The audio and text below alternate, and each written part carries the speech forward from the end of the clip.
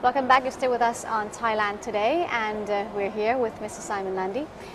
Mr. Simon, in Chiang Mai, I believe that the market is booming again after years of stagnation. What has driven the growth there up north in Chiang Mai? It's a very good question again. I think the Chiang Mai, you're right, suddenly in the last year to 18 months, there's been a lot more interest in that market, especially the condominium market. But there's been a lot of good news about Chiang Mai in the last few years. Part of it is driven by the idea of Chiang Mai as a kind of hub for Thailand, reaching into Laos and even southern China. And we see these days a lot of tourism coming into the north of Thailand from China especially. I'm not sure if you're aware of this film, Lost in Thailand. There was a huge hit in China last year and led to a doubling of Chinese tourism.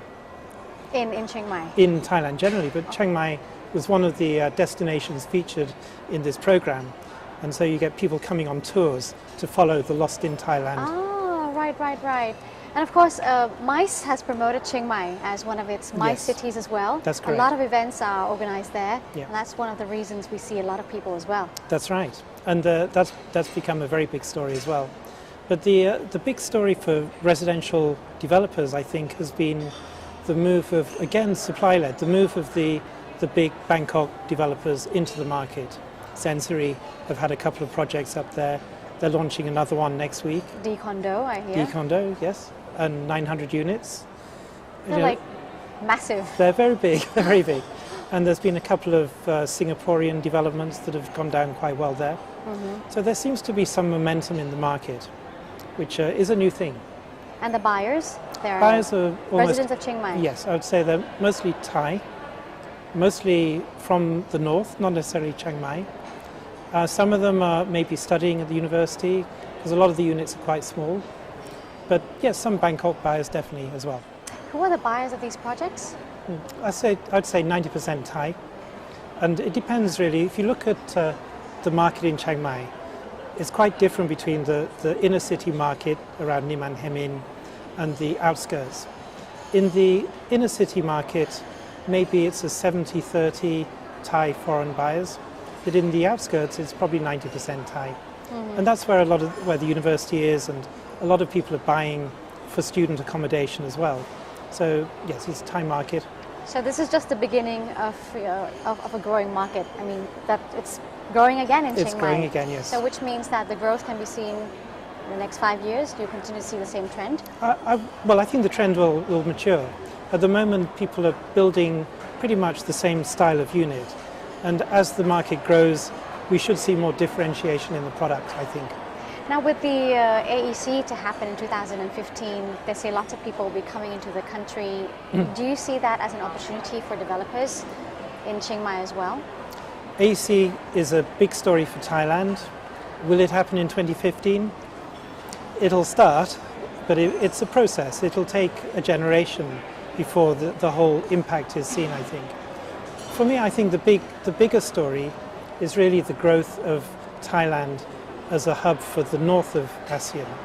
So Thailand becomes a place where people do business in Myanmar, in Laos, in Cambodia. Those three countries in particular look to Thailand as a role model. So I think as that happens, people will be coming and are coming from the sub-region to operate out of Thailand, Bangkok and Chiang Mai. So that's a promising market. Yeah, definitely, very strong. Now, Khao Yai is another place. I hear a lot about Khao Yai lately. Give us an overview on this destination. Well, Khao Yai has emerged again not that long ago, a bit before Chiang Mai, as a popular destination for Bangkok weekend tourism. And of course now it's only depending how you drive, 2.5 hours from Bangkok. Sometimes 6 well, during the weekend. The weekend can be a long way, yes. But if it's 2.5 hours, then people can go quite easily for the weekend. And a lot of people are doing that these days. And because of that demand push, I should say, there's been a lot of new development aimed at this Bangkok market. And it's become a very popular place, not just for residential use, but also some very exciting retail projects as well. So it looks like a lot of Thais are traveling, holidaying these days. There are projects everywhere across the country. I mean, I think it's a factor of Thailand's emergence as a middle-income country.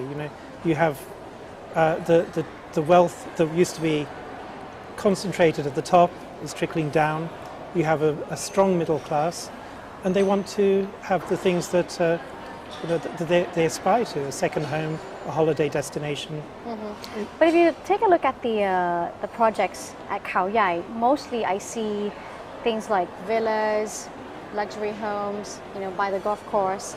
Is it mainly catered to the high-end market? I think traditionally it's got that image of being a more high-end destination, but again there is a wide variety of product. It may be not so much at the 2 million baht, 2 to 3 million baht range, but certainly 5 million up. It's doable. 5 million. So it's a lot more expensive when you compare it to it's probably projects yes. available in Pattaya. But again, it's a relatively new market. So as the market progresses, you expect more differentiation to happen. There are probably more building restrictions in Khao Yai as well that make mass condominium projects quite difficult to do. What kind of restrictions? On building height or green area.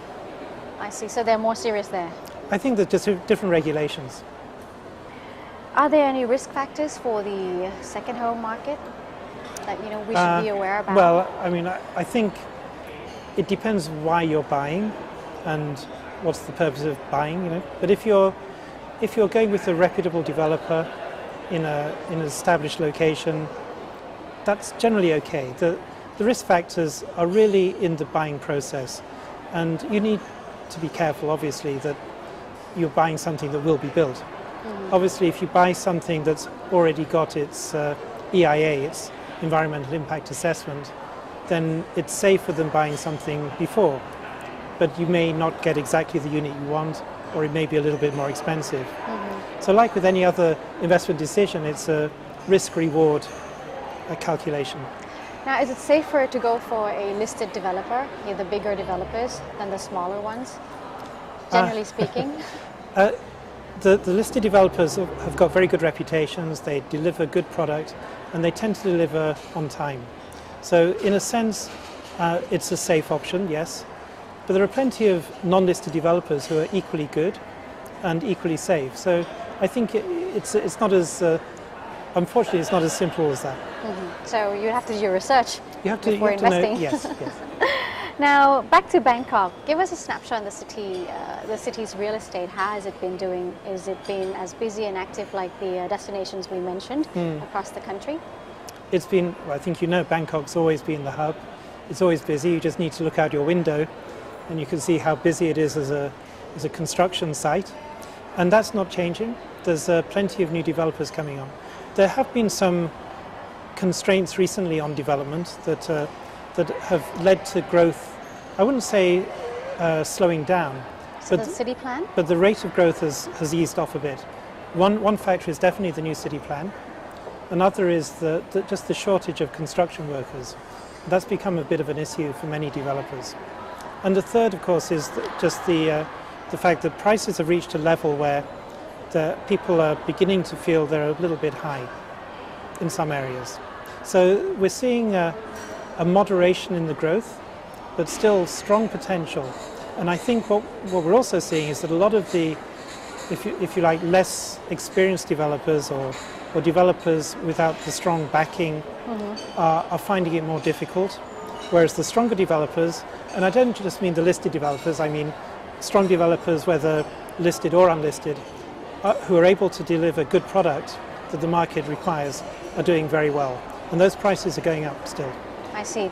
So condominiums are still the main driver of the Bangkok market, is that correct? Yes, they would be.